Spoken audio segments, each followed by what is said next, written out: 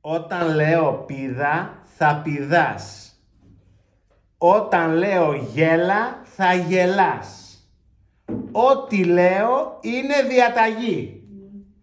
Δώσε μου την μπάλα σου. Δεν ακούς? Δώσ' μου τώρα. Τι κλαις?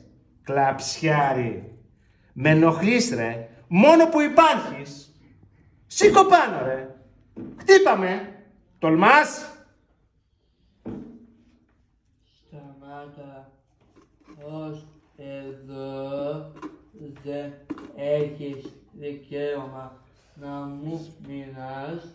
Έτσι δεν είμαι όσα λες.